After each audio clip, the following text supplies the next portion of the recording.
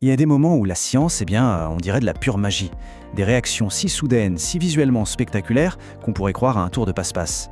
Mais en réalité, derrière chaque spectacle, il y a une explication. Et c'est justement ça qu'on va explorer. Prenons un exemple, le serpent du pharaon. C'est incroyable.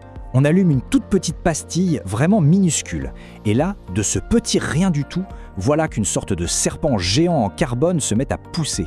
Tout noir, tout sinueux. On a l'impression qu'il sort de nulle part. C'est à la fois un peu étrange et complètement fascinant. Ou alors, un autre truc génial, l'eau en surfusion. Imaginez un peu d'eau, super pure, qui reste liquide même en dessous de zéro. Et le clou du spectacle, c'est qu'au moindre contact, un tout petit bout de glace suffit et hop, tout se fige d'un seul coup, juste sous nos yeux. Ça se transforme en une sculpture de cristal magnifique, la réaction est immédiate, c'est vraiment impressionnant. Et la thermite, on en parle? C'est juste un mélange de poudre, rien de spécial à première vue. Mais une fois qu'on y met le feu, la chaleur qui s'en dégage est tellement intense, mais tellement intense qu'elle peut faire fondre de l'acier. Oui, de l'acier massif. C'est une démonstration de puissance à l'état pur.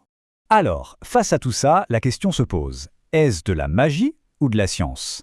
Eh bien, c'est ce qu'on va voir. Parce que souvent, comprendre le pourquoi du comment, l'explication derrière le tour de passe-passe, c'est encore plus captivant que le spectacle en lui-même. Allez, pour commencer à percer ces mystères, on va décortiquer ensemble une réaction chimique qui est vraiment très belle. Celle qui se produit quand on met du cuivre dans une solution de nitrate d'argent. Alors, comment ça se passe? C'est assez fascinant. On prend un fil de cuivre, on le plonge dans un liquide qui est complètement transparent. Et quasi instantanément, on voit le cuivre qui commence à foncer. Il s'oxyde. Et c'est là que le vrai spectacle commence. On voit apparaître des cristaux d'argent, de l'argent pur, qui poussent directement sur le fil. Ça ressemble à des petites branches de givre. On appelle ça des dendrites. C'est magnifique. C'est un peu comme si le cuivre se transformait pour créer de l'argent. En fait, ce tour de magie a un nom scientifique. C'est une réaction d'oxydoréduction.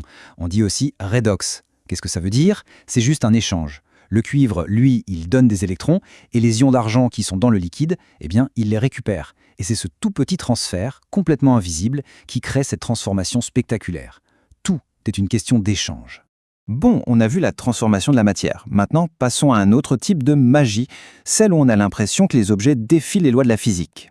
Prenons un cas simple. Que se passe-t-il quand une goutte d'eau tombe sur une surface vraiment chaude?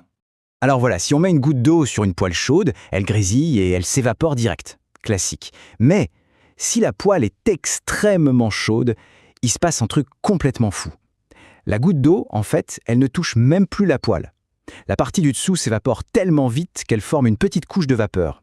Et cette vapeur protège le reste de la goutte qui se met à flotter, à danser dessus, comme si elle avait son propre petit aéroglisseur.